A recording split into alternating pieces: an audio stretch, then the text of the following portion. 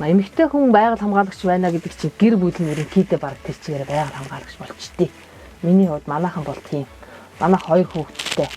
Манай хоёр хүүхэд яг байгаль хамгаалагч шиг. Нэг юм хэцэг байсан ч энийг чинь дасаж болохгүй шүү. Энд чинь амтай. Нэг юм амтай явжгүй наадхан дээр хишгчүүзээ нэг шууны өөр байсан ч гэсэн өө наадаа шууны өөрөн дээр өндгөө тусаачнаар ээж нь голчдээ шүү гэдэг. Гэрийн эзэн хүн чи одоо эхнэрээ ажилд явуулчаад чи яваа тэр хянш шалгалтаа хийгээд тэр би гэртээ байж ирэхгүй. Хамтраа заахуу хоёлоо явъя гэд мотоциклээ асаагаад сундалтаа битээр чи хамтраа байгаад хамгаалаа. Хийгээд хянш шалгалтаа хийгээ явдаг. Тэгээд бол эмэгтэй хүн байгаль хамгаалагч болоход бол энэ гэр бүл болон тэр 90 ар гэрийнхэн нэг бүгд байгаль хамгаалагч болно. Манай гэрийн хүн бол их боломжийн ажил байна. Наа чи энэ хоёулаа залуу хүмүүс бол нэг нь аймаг дээр ажилладаг, нэг нь хөдөө мал мална гэдэг бол хөндөй байна. Тийм учраас чи энэ ажилд ороод үзүүл яасан көө гэдэг бол ихэнхдээ бол манай гэрийн хүн бас санал тавьсан. 2012 оныхоо 12 сарын 20-нд анхны хянш шалгалтыг хийх тэр их наадыг санаас гардгүй. Тэгээд хоёр ахмад байгаль хамгаалагчтайгаа нуураад эхлээ машинтай явлаа. Машина нуурын захт нилээн зах тавьчаад алхахлаа. Тэгээд анх ийм газар байдیں۔ Энд ийм аюултай цоног нөх байдیں шүү. Энэ дээр энэ анхаараа энэ дээр нь торны асуудал их гардیں шүү. Энд ийм амтны бие техник арга хэмжээ авах их зүгээр байдیں шүү гэдэг газруудыг заалгаж аваа. Өдржингөө явгаа алхаа тэр хоёрстай бүр өдржингөө явгаа яваал.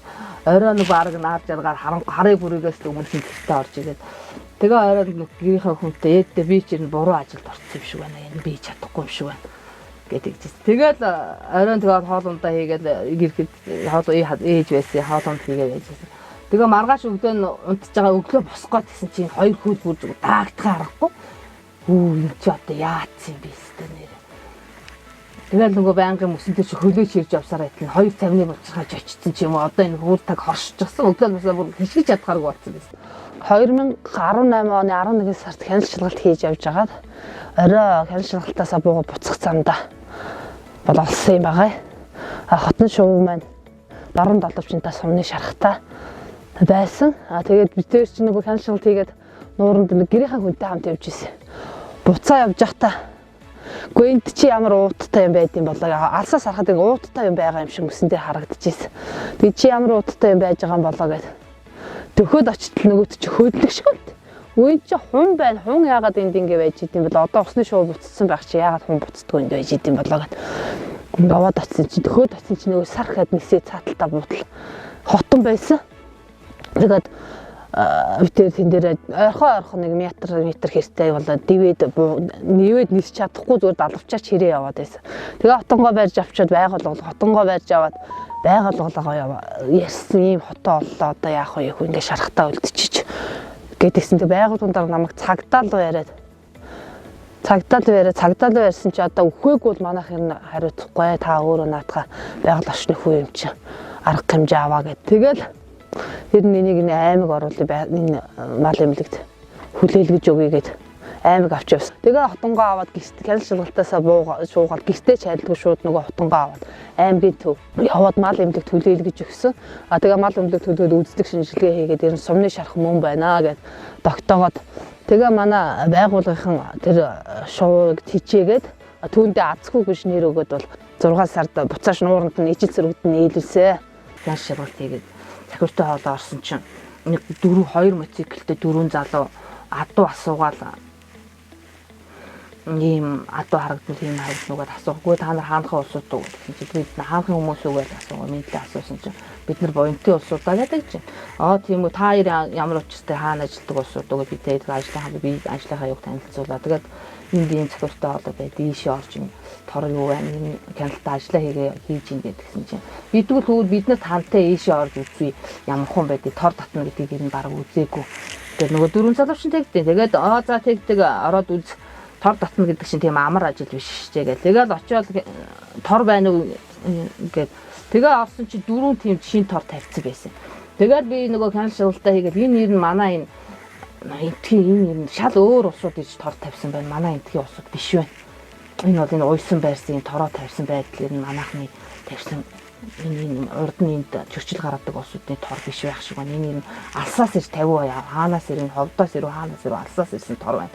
Тэгээд нөгөө усуудтаа хамжиж дэмжиад нөгөө тороо татаж аваад устгалаа хийгээд тэгчээд тэгээд тэр өнгөрсөй. Тэгсэн чинь сүүлд нь манайхан нөгөө буянтад энэ мянгатад хяналт шалгалт хийгээд манайхан явж байсан чинь тэр залуучууд байсан. Тэр торууд тэр залуучуудын тор байсан юм шиг байгаа. Тэд нэр өөрсдөө тавьчаад бандахтаа худлаа хэлээд. Тэгээд манайхан хойно буянтад хяналт шалгалт хийгээ явж байсан чинь танаа яхын цохиуртай хоолой нэг гимтэй тийм шар авгаа авчээ гэдэг чинь. Яагаад танах нэг шар авгаа авчээ. Яагаад гэсэн чинь тэр тор тавьсан байдал энэ манайхны тор биш вэ? Холны тор байна гэж хэлжээсэн. Тэгээл тэр шар авгаа гэдэг очиж чинь тэр улсуудаас гарсан яриа байхгүй. Жаргалан таархай ууланд бол биотехникийн арга хэмжээг жилд бол намар 11 сар өвлийн сард 1 сарын үед бол 2 удаа авдаг. Сүүлийн жилүүдэд бас нөгөө ургамал ногооны гарц сайтай ер нь өнтөө өвд болж байгаа болохоор ер нь бол жилд 1 удаа тавигдаад байгаа. 2020 оны 10 сар жаргалан таархай ууланд бууг ирсэн байна гэдэг нутгийн иргэдийн мэдээллийн дагуу хяналт шалгалт хийгээд 10 сард тэр буугаа бол олж үзээгүй. Энэ нь бол мөр баас янз бүрийн хэвтэр нь бол байсан боловч буугаа бол өөр нь бол олж үзээгүй. Тэгээ 11 сард бас яваад олоогүй. 12 сард явж байгаа буугатайгаа бол таарсан. Бол алсаас харсан ойртох боломжгүй хүнээс өргөж хийжсэн. Ер нь бол өв сургамал сайтай, гарц сай, өв сургамлын гарц сайтай учраас тэр бууг бол яг тэр байсан газараа бол байршаад 11 сар 12 сар бол 1 сар болгосон.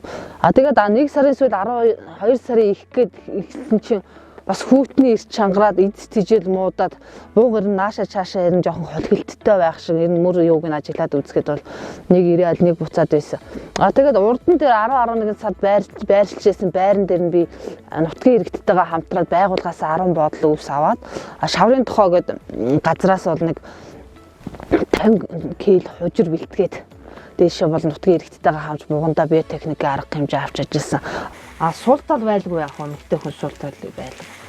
Жишээ нь одоо хяналт шалгалт хийгээд өглөө орой болоход бол энэ хүн чинь бас ганцаараа явхад бол эрсдэл өндөртөө айдаг, ичдэг. Тэгээд мотоциклээ нэг унж явж байгаа хатаа газар унгаач нөгөөтгөө босох гэж үүлээ үзэн. Тэгээд бол зарим хүмүүсээс энэ муу эмгтэй хүн ирнэ байгаль хамгаалалт хийж юу гэдэг.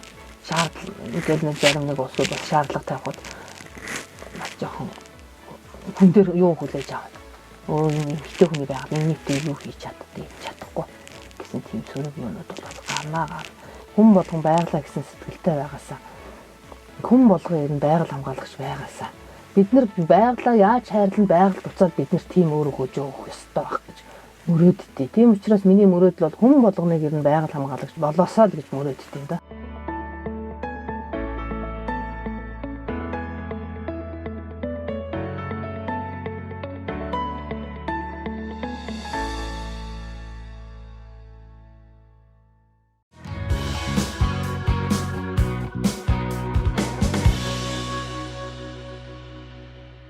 Байгаль бурхан үеэр хизээч хэрэггүй зүйл бүтээдэггүй гэдэг үгэнд маш их дуртай.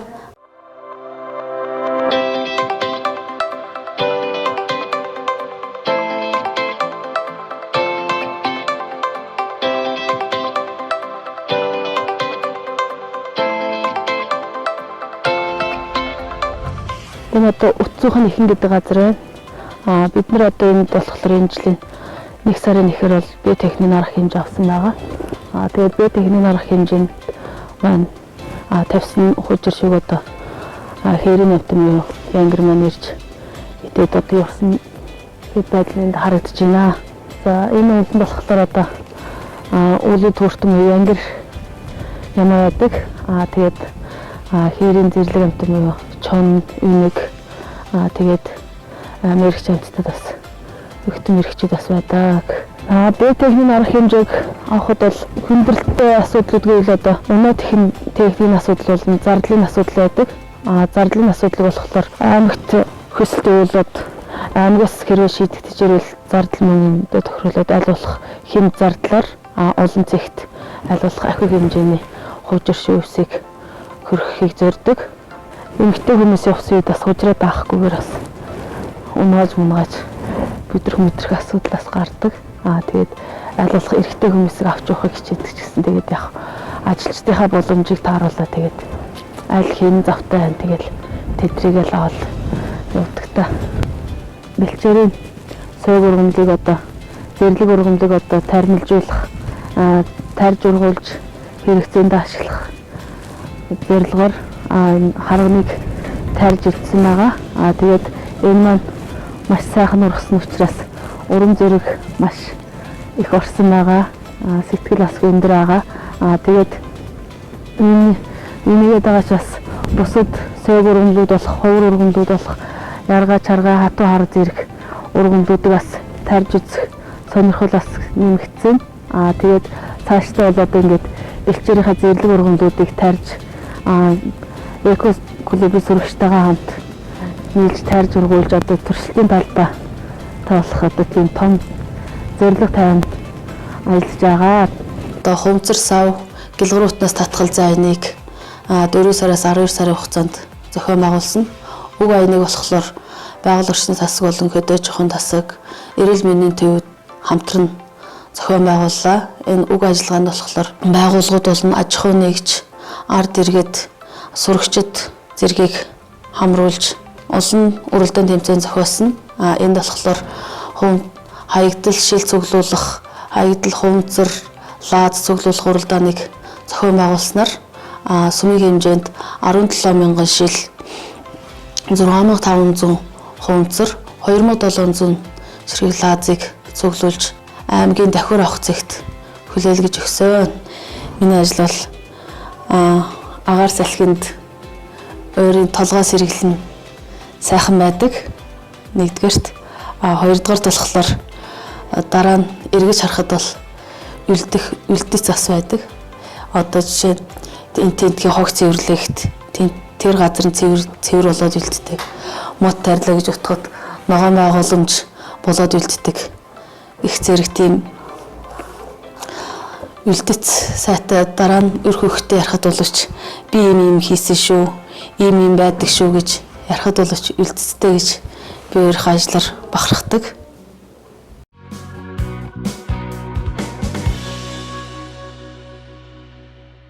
Намайг Сонинбаяр хүүхдээ Саран Туяа гэдэг 2004 онд Дархуул аймагт хөдөө аж ахуй их сургуульд элсэн ороод 2008 онд одоо байгаль орчны менежментийн мэргэжлэр төгссөн.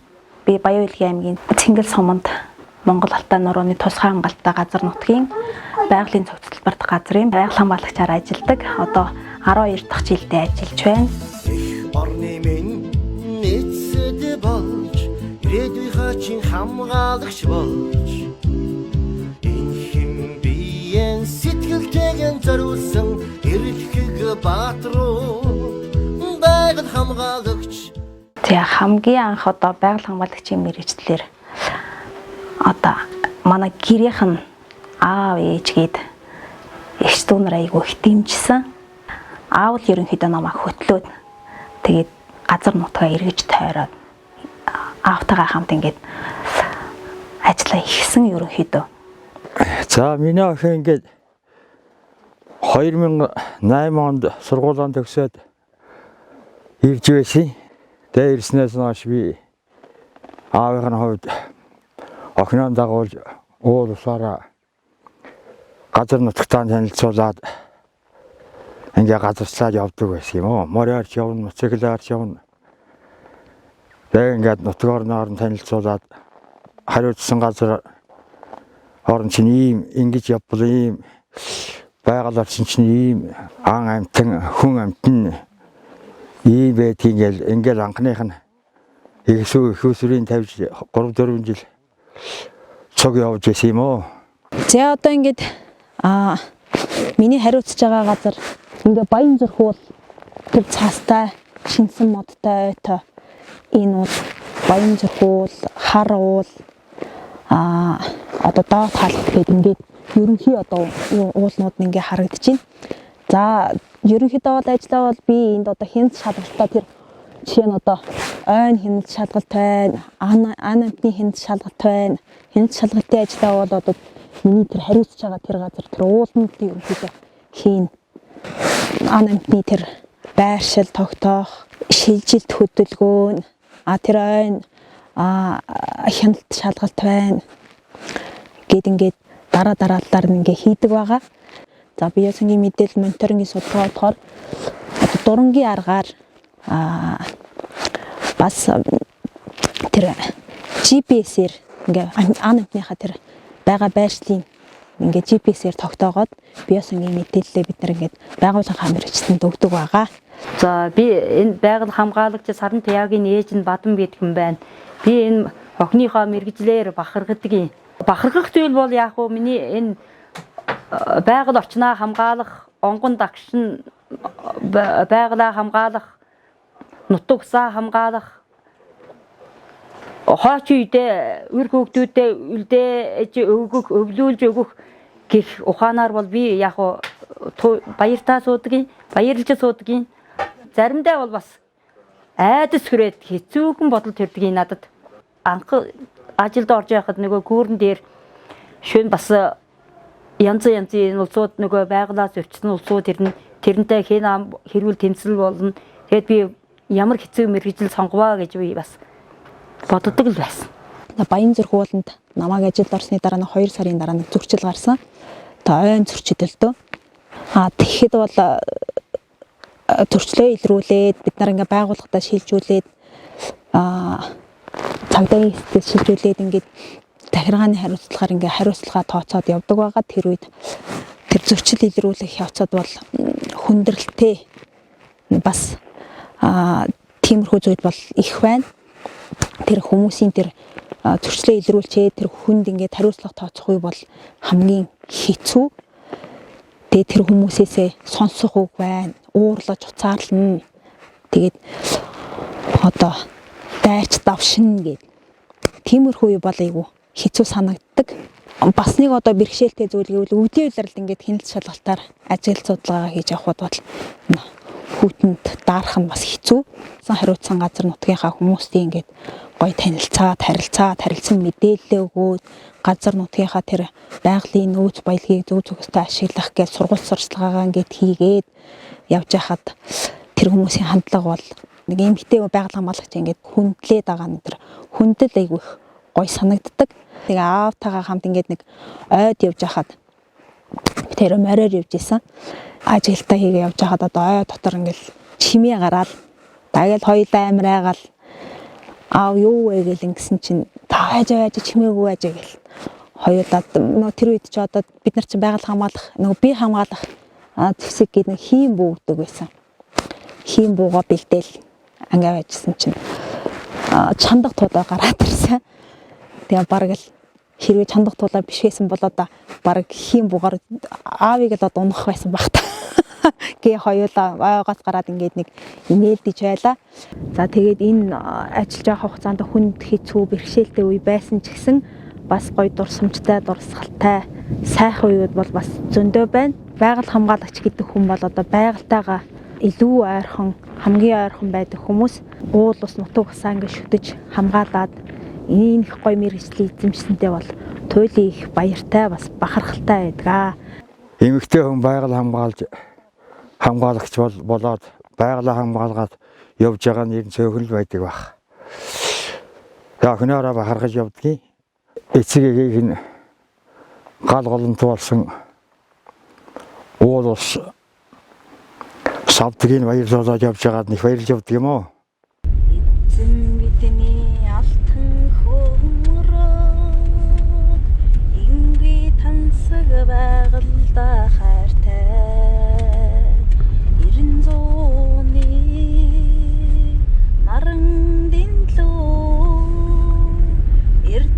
хүний бүтээлд хайртай хүн торлогтны хэвлээсээ төрүүлж үгийн ёсоор илгэндэн тэвэрсэн дэлхийж таньдан бид хайртай дэлхийж таньдан хайртай болохоор